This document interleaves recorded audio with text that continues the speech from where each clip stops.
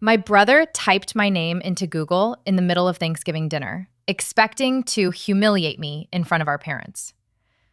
$13 million, he read out loud, his voice cracking on the word million. Is this a joke? It wasn't a joke. It also wasn't an accident that he didn't know. I'd spent 12 years making sure of that. By the end of this video, you'll understand exactly why a woman worth 8 figures let her own family believe she was barely scraping by, and what it finally cost her to stop pretending. If you've ever been the other child in your family, the one whose wins got quietly skipped past, stay with me. And tell me in the comments, were you the golden child or the one who got overlooked? I read every single one. 12 years earlier, I was a 15-year-old girl in my grandmother's kitchen, learning a secret that would eventually blow up a Thanksgiving table. Growing up in Lexington, Massachusetts, in a postcard colonial with white shutters, you'd never have guessed our house ran on a kind of arithmetic nobody said out loud. My brother, Ethan, counted for more. He arrived 2 years before me, and from that point on, he was simply the center of gravity in our house. Trophy shelves, framed report cards with "great effort" scrawled across them, a bedroom that got reimagined every few years, rockets, then sports pennants, then a teenager's navy-walled retreat. My room stayed pale yellow, same twin bed since kindergarten. I want you to remember the pale yellow room. It matters later, not because of what was in it, but because of what I eventually built instead. One Christmas, Ethan unwrapped a baseball signed by the Red Sox, and my father actually gasped. I unwrapped a dictionary. "You love words," my mother said. I did. It still wasn't the same as a signed ball held up like a crown jewel.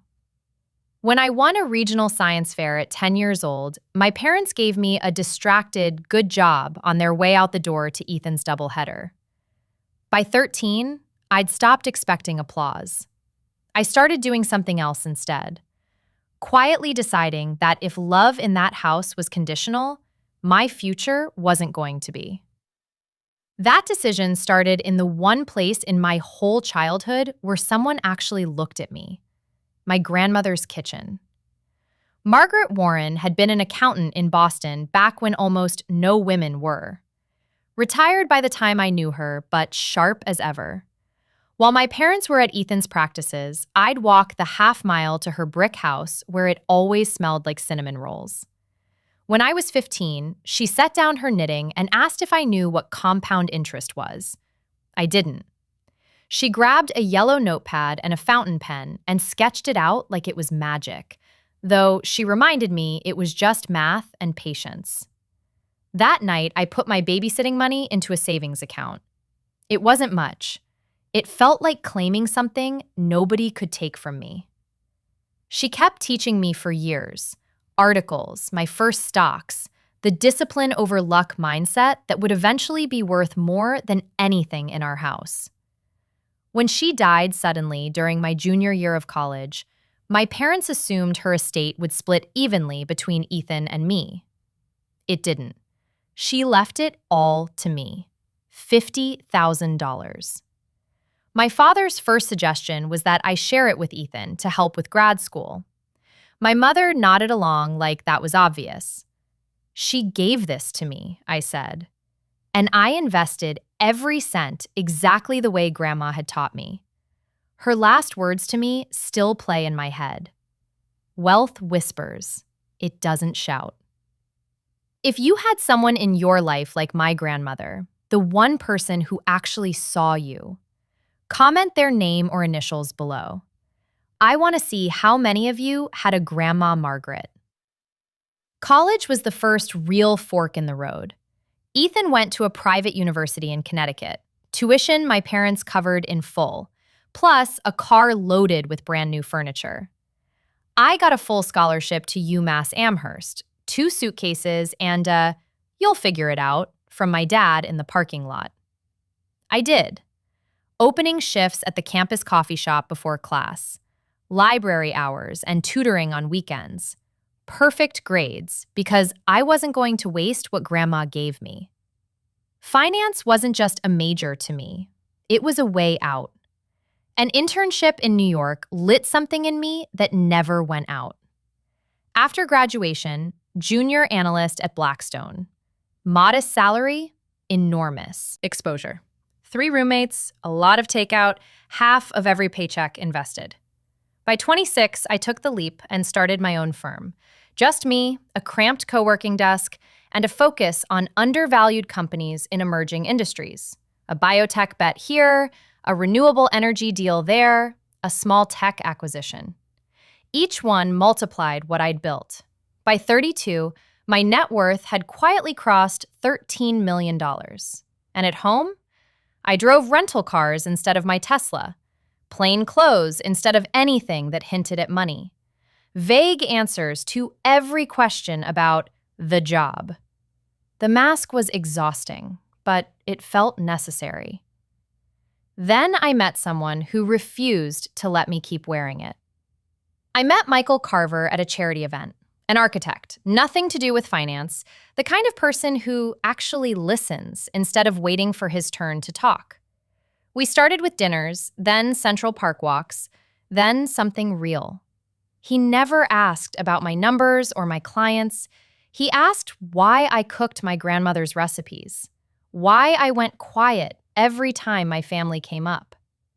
3 months in, after a clipped phone call with my mother, he set down his wine glass and asked, "Why do you erase yourself around your family?" I told him everything. The trophy shelves, the dictionary versus the signed baseball, why I kept the money hidden, because if they knew, it would stop being mine. It would just become Ethan's money in their eyes, the way everything eventually was. "Living divided can't last forever," he said gently. "At some point, you'll have to decide which life you want." I decided to bring him home for Thanksgiving and to stop shrinking, even if I wasn't ready to say the number out loud yet. I had no idea I wouldn't get a choice about the timing. Ethan's new Audi was already gleaming in the driveway. My parents financed it, same as always. Dinner, Ethan's favorite roast, Ethan's promotion, Ethan's corner office. I pushed peas around my plate. Michael and I got the pull-out couch. Ethan and his wife got the guest suite. "Ethan's back needs proper support," my mother explained.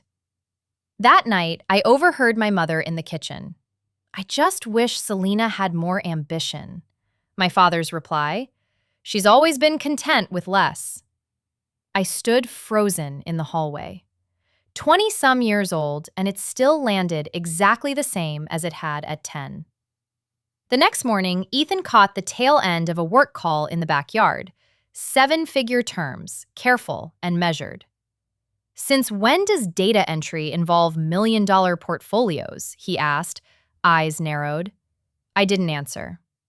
That afternoon, I made the mistake, or maybe it wasn't a mistake at all, of bringing a gift inside. A 55-inch smart TV for my parents, wrapped in silver paper. My mother frowned instead of smiling. This must have cost a fortune. Ethan grabbed his phone, found the model number, and read the price out loud like a verdict. $1,500. Since when can you afford this on your salary? The table went silent. Forks stopped. My mother's hands tightened around her napkin. My father froze mid-bite. I'd spent 12 years building a wall around exactly this moment. And in 1 second, at my parents' dinner table, it came down. "I don't work in data entry," I said. "I own an investment firm. We've been successful." Ethan laughed, half disbelief, half fury. "Successful? Try secretive."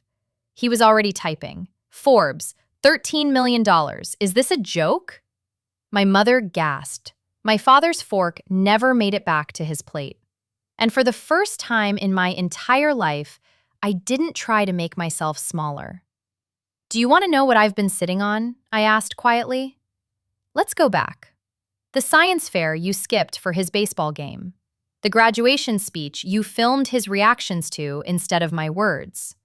3 jobs in college while his tuition was paid in full with an allowance on top. New furniture, new cars, new beginnings for him. Hand-me-downs and you'll figure it out for me. And I did figure it out, I said, without your help, without your pride, alone. Ethan shoved back his chair so hard it scraped the floor. 13 million and you've never offered to help? Brad and I have been trying to buy a house for years. Mom and Dad dipped into retirement for us, and you just sit there hoarding. I owe nothing, I said. Every dollar came from my work, my discipline, my choices. I built this alone. Family helps family, snapped. That's how it works. Michael, who'd stayed quiet through the entire eruption, finally spoke. Calm, level, cutting straight through the noise. From what I've seen, Selena has been giving to this family her whole life, just not with money. Patience, silence, space for everyone else to shine. Maybe it's time someone gave her something back. Ethan had no comeback for that. My mother was crying. My father just stared at me like the floor had moved. I stood up, set my napkin down, and said the only thing left to say. Michael and I will be staying at a hotel tonight. If you were in that room, would you have revealed the number or kept the secret forever? Comment, reveal, or hide, and tell me why. 17 messages from Ethan by morning, swinging between outrage and guilt. Tearful voicemails from my mother. I let the phone go quiet. My father showed up at the hotel instead, rumpled in yesterday's clothes. He sat for a long moment before he said it out loud. We took the easy road with Ethan. He cried, he demanded, and we gave in. You adapted. It wasn't fair. It was just easier. Hearing him name it was both a relief and a wound at the same time. It's too late to undo the past, I told him. But going forward, there are boundaries. I won't give Ethan a dime. My finances are mine. If you want a relationship with me, respect has to go both ways. I cut Ethan off entirely, but I didn't cut off his kids. I started building a trust fund for their education, structured so he could never touch it himself. Compassion and protection in the same gesture. Months passed. My father started calling with real curiosity instead of obligation, slowly learning a new way of seeing me. My mother's calls were harder, still catching herself slipping into old patterns. Ethan stayed silent once I blocked him, and the silence felt less like loss than relief. I started therapy. I started mentoring young women in finance, the ones who remind me of myself at 20, determined and underestimated. I funded a few initiatives for girls in STEM, small things that rippled wider than I expected. Michael stayed exactly as steady as he'd always been, never asking me to be smaller or bigger than I actually was. One evening that spring, I hung a small brass key on our apartment wall, engraved with a single word: boundaries. It catches the light from the window every afternoon, a quiet reminder of everything I finally reclaimed. If you've ever had to set a hard boundary with your own family, even if it cost you the relationship, comment boundaries below. I want to know I'm not the only one. Thanks for watching until the end.